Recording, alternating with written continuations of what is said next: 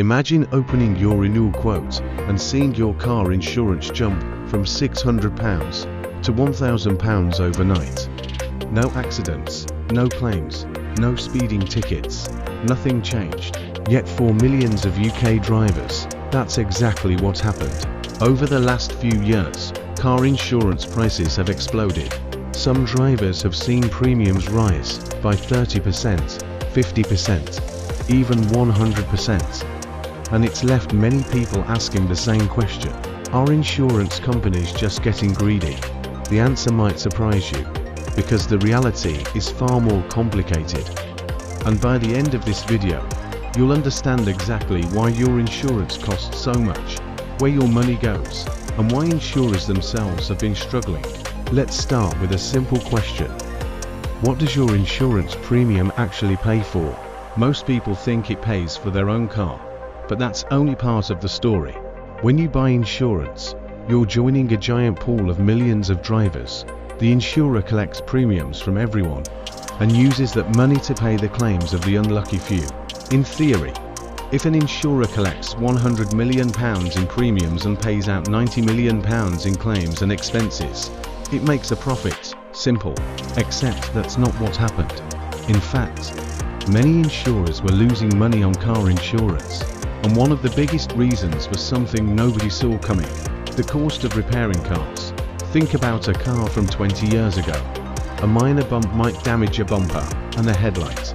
Today, that same bump could damage cameras, parking sensors, radar systems, and expensive electronics hidden behind the bumper. Modern cars are packed with technology, and while that technology makes driving safer, it also makes repairs dramatically more expensive. A repair that once cost a few £100s can now cost thousands.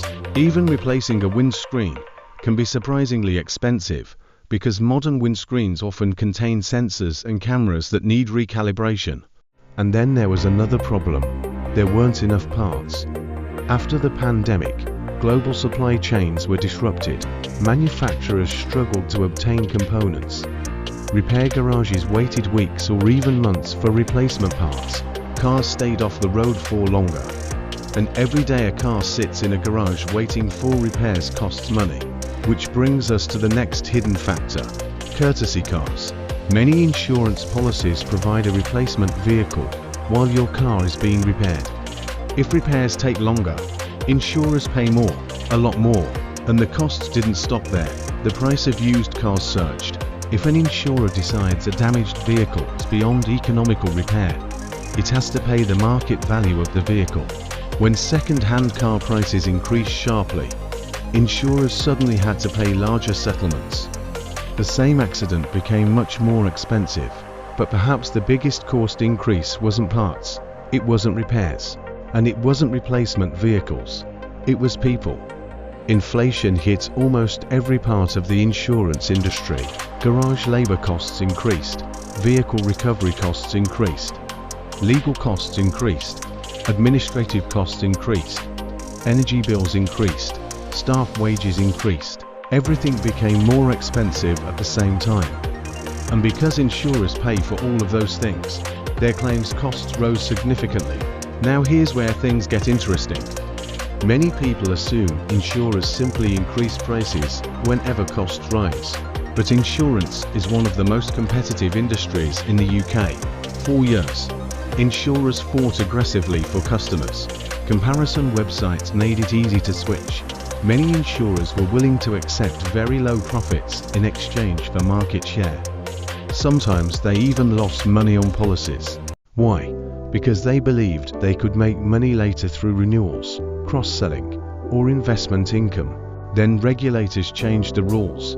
Historically, loyal customers often paid more than new customers. Insurers offered attractive introductory prices, and then gradually increased premiums at renewal. Regulators decided this was unfair. New rules were introduced requiring insurers to offer renewal prices that were no higher than equivalent new business prices.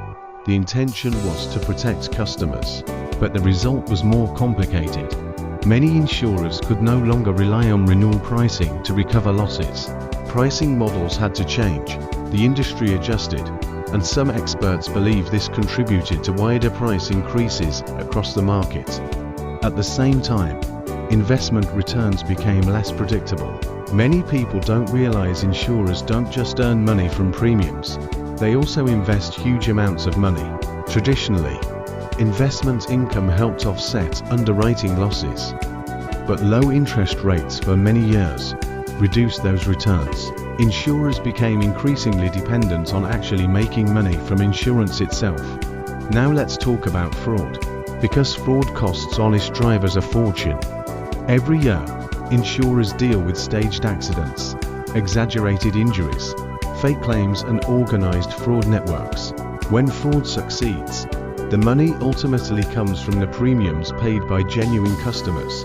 Industry estimates suggest insurance fraud costs hundreds of millions of pounds each year, and insurers spend enormous sums trying to detect and prevent it. Again, those costs find their way into premiums. So let's put everything together. Repair costs increased, parts became harder to obtain, labor became more expensive, replacement vehicles cost more, used car values increased, fraud remained a major issue. Regulatory changes reshaped pricing. Inflation pushed up costs across the board, and insurers faced pressure from multiple directions simultaneously. The result, premiums increased dramatically. But here's the question everybody really wants answered. Will prices come back down? The honest answer is, probably not by much. Some of the temporary pressures have eased, supply chains have improved, used car prices have stabilized in many areas, but many of the structural changes remain. Cars continue to become more complex, repair costs continue to rise, labor remains expensive, and insurers still need to earn sustainable profits. That doesn't mean your premium will rise every year. Competition is still fierce. Shopping around still matters. Improving your risk profile still matters. But the days of ultra-cheap car insurance may be behind us. If you found this video useful, subscribe for more breakdowns of how the insurance industry really works.